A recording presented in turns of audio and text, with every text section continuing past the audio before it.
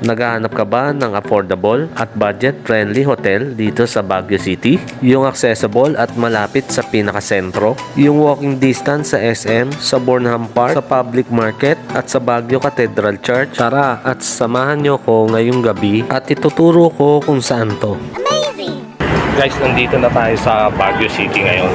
At pupuntahan na natin ang sinasabi kong hotel. Kasalukuyan tayo naglalakad dito sa may Session Road at hanapin lang natin ang Hotel 45. At katabi lang siya mismo ng McDonald's. Kagandahan dito guys, paglabas mo ng hotel, malapit sa lahat ng kakainan. Pataas na tayo at papunta na tayo sa counter nila. At ipapakita ko sa inyo ang room rates nila dito. Kagandahan din sa hotel na to, if ever na tinatamad kang lumabas at nagugutom ka, meron naman tayong mabibilang mga chicha dito. Gusto ko nga palang ipaalam sa inyo na hindi sila tumatanggap ng reservation dito. Kaya walk-in customer lang ang ina-accommodate nila. Ito nga pala ang matrimonial room. Good for 2 person for only 900 pesos. With common CR. Ano ibig sabihin ng common CR? Ibig sabihin nasa labas ang CR. At ang check-out time ay alas 12 ng tanghali. Yung itsura ng room sila, mayroong pagka aesthetic at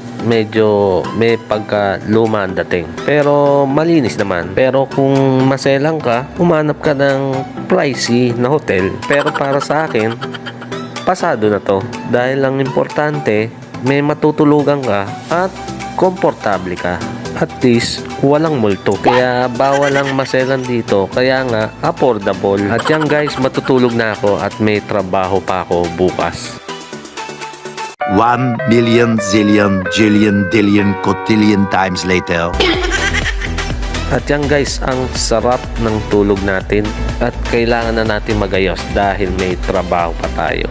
Pupunta na ako sa CR at maliligo na tayo. Oh my God! Wow! Nakalimutan pala natin ang damit natin at tuwalya. A few moments later. At yan guys, tapos na tayo maligo at mag-aayos na tayo. Nakausap ko nga pala sa reception nila. Ang karamihan na customer nila ay mga ahente at mga nagtatrabaho. At yan guys, tapos na tayo mag-ayos at bago tayo magtrabaho, papakita ko sa inyo yung bathroom at CR nila.